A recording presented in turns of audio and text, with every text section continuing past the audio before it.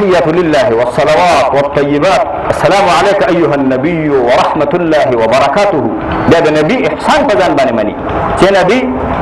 تمام دا سم لار خود لري ستا په من احسان دی تمام سره ښېګڼه کړې او نیکي دې کړې د هغې په بدل کې السلام علیک پتا باندې د سلامي ورحمة الله او د خدای رحمتونه دي پتا باندې محمده وبرکاته او د الله برکتونه دي پتا باندې چې موږ دې داسې ښایسته لار باندې روان کړو. خپل غاښونه دې مات کړل، خپل سر دې مات کړ، خپل تره دې شهید کړ، خپل اهل بیت دې تباه کړه، خو موږ ته د حق لار وښوده، موږ ته د توحید لار وښوده، موږ ته د الله د پاکۍ او موږ ته د الله د عظمت او د الله د عبادت او د جنتونو لار دې راوښوه. په تا د سلام وي، په تا د رحمت وي، په تا د برکتونه وي. السلام علینا او په موږ دې نه موږ دې الله د خپل قهر او غضب نه سالم وساتي. وعلى عباد الله الصالحین او د الله په ټولو صالحو بندګانو باندې سلام وي چې هغوی د الله د بندګانو خدمت کړی، د الله بندګان خیر ته دعوت کړي او دین طرف ته دعوت کړي. موږ ته پکار دي چې خپلو مشرانو سره مینه کوو، اولیاو سره مینه، علماو سره مینه. اولیاء که مړی که ژوندي، اولیاو محبت دا د ایمان نښه ده. د علماو محبت دا د ایمان نښه ده. اولیاء سره بغض او علماء سره نیکو خلکو سره بغض دا د بېدینۍ نښه ده. بېدینه سړی به اولیاء الله سره بغض کوي، نیکانو سره به بغض کوي. بېدینه خلک به علماو سره او اهل دین سره بغض کوي. السلام علینا موږ کې ته پرې سلام وایې السلام علینا وعلى عباد الله الصالحین. په موږ د سلام وي د الله په صالحه بندګانو باندې د سلام د الله په نیکو بندګانو باندې سلام وي چې هر څوک یې هغوی سره مینه او هغوی سره محبت او د هغوی په لاره باندې تلل دا د انسان دپاره سعادت دی د دنیا او د آخرت. بیا آخر کې همدغه وایي اشهد ان لا اله الا الله واشهد ان محمدا عبده ورسوله. زه دې ګواهي کوم چې د الله نه بغیر بل څوک د عبادت او د بندګۍ قابل نشته. الله د بندګۍ د عبادت قابل دی. محمد صلی الله علیه وسلم ډېر لوی سړی و، خو زه دې ګواهي کوم چې اشهد ان محمدا عبده ورسوله. هغه هم د الله بنده دی، ورسوله خو د الله رسول دی، هغه هم د الله بنده دی. نو په دې لمونځ کې د محمد صلی الله علیه وسلم د بندګۍ اقرار وکړي چې هغه رب نه دی، هغه خدای نه دی، هغه د عبادت او د بندګۍ قابل نه دی. اشهد ان محمدا عبده ورسوله. هغه د الله عبد او د الله رسول د الله نماینده و. په موږ ډېر احسانات دي خو خدای نه دی. عبادت به نه کوو، په لار به ځو، په طریقه به ځو، مینه به ورسره کوو. د الله نه پس به د ټولو نه زیاته مینه هغه سره کوو. بیا د هغې نه پس نبي علیه الصلاة والسلام احسان ته بیا منې چې موږ ته سمه لار ښوولې ده. درود پرې باندې وایي اللهم صل علی محمد وعلى آل محمد. خدایه په محمد صلی الله علیه وسلم باندې رحم وکړي، برکتونه پرې باندې نازل کړي، رحمتونه پرې باندې نازل کړي. وعلى آل محمد او د هغه په آل باندې رحم وکړي، د هغه په اهل بیتو باندې، د هغه په بیبیانو باندې، د هغه په اولاد باندې، د هغه په لورګانو باندې، د هغه په ټول خاندان باندې چې هغه ټول خاندان د حق د سربلندۍ دپاره قرباني ورکړې وه. هغه ټول خاندان د حق دپاره په شا د ابي طالب کې 3 کاله محاصره تېره کړې وه. هغه ټول خاندان د نبي صلی الله علیه وسلم په حمایت کې او د نبي علیه الصلاة والسلام په کومک کې ولاړو، میدان کې ولاړو. هغه د قربانۍ خاندانو، هغه د جهاد خاندانو، هغه د شهادت خاندانو. هغې د دین په نوم باندې فیدې نه وې جمع کړې، مال یې نه و ګټلی، دولت یې نه و ګټلی، زکات او صدقات په نبي علیه الصلاة والسلام حرام کړي وو، هغې په بند کړي وو، هغې په منې کړي وو. هغه د قربانۍ خاندانو. امام حسین رضی الله تعالی عنه شهید شوی دی، الله پاک په لار کې د قربانۍ خاندان دی.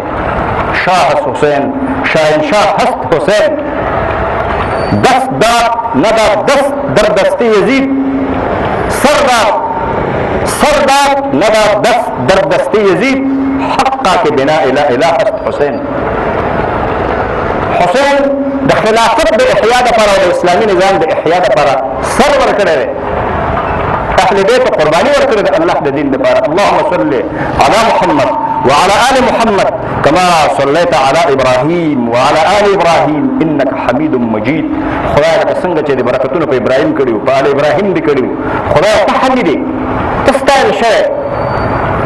ته د ستاینې قابل او مجید د مجد او عظمت او د لوی خاوند دی. دا اللهم بارک هم دغه مطلب. او په دې اللهم ربنا او اللهم بارک او اللهم صل کې په درود کې یو طرف ته د نبی علیه الصلاة والسلام د احساناتو اقرار دی، بل طرف ته د نبی علیه الصلاة والسلام د عجز اظهار دی چې هغه الله ته عاجز دی. امت الله نه هغه دپاره دعا غواړي، امت هغه ته د الله لپاره د الله نه هغه لپاره دعا غواړي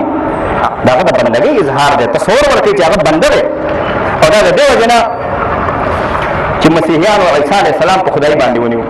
عیسی علیه السلام ته د الوهیت درجه ورکړه نو اسلام کې دا خبره قاطعانه انداز باندې څرګنده واضحه شوه چې محمد صلی الله علیه وسلم د الله بنده دی د الله غلام دی سبحان الذي اسرى بعبده ليلا من المسجد الحرام الى المسجد الاقصى الذي باركنا حوله پاک دی هغه الله بې عیبه دی هغه الله چې خپل بندې د شپې روان کړ د مسجد حرم نه مسجد اقصا پورې بیت المقدس په فلسطین پورې الذي باركنا حوله هغه مسجد اقصا چې هغه شاوخوا موږ برکت اچولی برکت مو اچولی هغه مسجد اقصا پورې موږ دی ورسو وإن كنتم في ريب مما نزلنا على عبدنا تبارك الذي أنزل على عبده الكتاب ليكون للعالمين نذيرا برکتی دی لوی دی هغه ذات چې په خپل بنده باندې کتاب نازل کړي ليكون للعالمین نذیرا چې د ټول عالم دپاره نذیر او بشیر شي محمد صلی الله علیه وسلم د بندګۍ اظهار وشو په منځ کې د دې شهادت وشو چې هغه د الله بنده دی خدای نه دی اسنه چې مسلمانان یعنی گمراه نشي مسیحیان باندې هغه غلط نشي نو دا مسله حل شو د اخر کې ته اللهم ربنا آتنا فی الدنيا حسنه خدای دنیا کې مرسته نه کیږي دنیا کې مرسته ښېګڼه وکړي او آخرت کې مرسته ښېګڼه وکړي وقنا عذاب النار او د اور د عذاب نه مساتي بیا الله خپل عجز ثابته الله خپل کمزوري ثابته چې خدای تل جنت او دوزخ ستاسو کې د ما د جنت او دوزخ نه خلاص کا دا ټول منځ دا مجسم توحید دی دا منځ د لپاره دی چې الله سره د محبت پیدا شي دا منځ او اذان او اقامت د لپاره دی چې د الله لوی او عظمت د پزړه کې کینی د الله مینه د پزړه کې کینی د الله کبریایي د پزړه کې کینی الله سره تعلق جوړ شي الله نه بغیر بل د ارچا نه امید شي مینه او محبت د الله سره امید د الله سره تمه د الله نه دا منځ د لپاره دی خو هه د نن زمانه مسلمان شعوري منځ کوي د نن زمانه مسلمان په شعور باندې منځ کوي دا چې په مکه کې نشي ویلی چې الله اکبر په اذان باندې پابندي وه په منځ پابندي وه د الله اکبر ویلو باندې پابندي وه دا ځکه پابندي وه چې مشرکان پوهېدل چې د الله اکبر څه معنا دا ځکه پابندي وه چې مشرکان عربانو هغه پوهېدل چې د لا اله الا الله څه معنا دا نن چې ته الله اکبر ویو الله اکبر وی نه پې ته پوهېږې نه پې ستا دښمن پوهېږي نه پې ستا د اسلام دښمن پوهېږي چې د دې څه معنا ده او نه پې مسلمان پوهېږي نه پې دوست پوهېږي نه پې دښمن پوهېږي مسلمان نه شعور لاړ مسلمان نه د دین روح ووته الفاظ و معانی میں تفاوت نہیں لیکن ملا کی اذان اور ہے مجاہد کی اذان اور علامہ اقبال ویلی الفاظ و معنی کے تفاوت نشتا مجاہد میں اللہ اکبر جمعہ کے مؤذن میں اللہ اکبر خود مؤذن دا اذان اثر یو قسم دے اور مجاہد دا اذان اثر بل قسم دے ځکه مجاهد په میدان کې د الله د کبریایي اظهار کوي مجاهد په میدان کې د غیر الله نفي کوي د غیر الله نفي کوي د غیر الله لوی او عظمت نه مني هغه تش په خوله وایي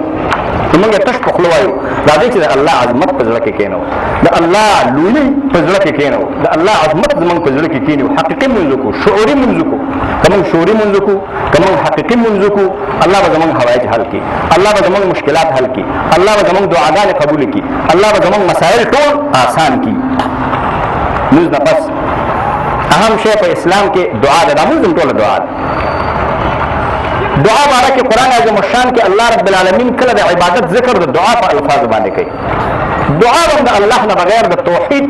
دا غوښتنه ده چې د الله نه بغیر به بل چا نه دعا نه غواړي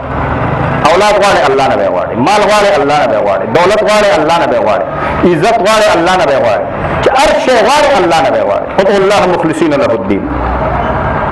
الله راغلی په داسې حال کې چې خالص الله راغلی الله نه بغیر بل څوک مه راغلی قرآن عظیم الشان کې الله رب العالمین فرمایلی دي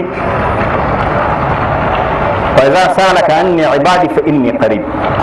چې زما بندگان زما په باره کې له تا نه پوښتنه وکړي چې چېرته دی نو زه خو ګوره نږدې یم اجیب دعوة الداع اذا دعان چې کله ما نه څوک سوال وکړي څه شی رانه وغواړي دعا یې قبلوم فلیستجیبوا لي خو دوی دې زما خبره ومني وليؤمنوا بي دوی دې په ما باندې کلک ایمان راوړي دوی په ما باندې کلک ایمان راوړي دوی دې زما حکمونه ومني بیا د دې ما نه دعا وغواړي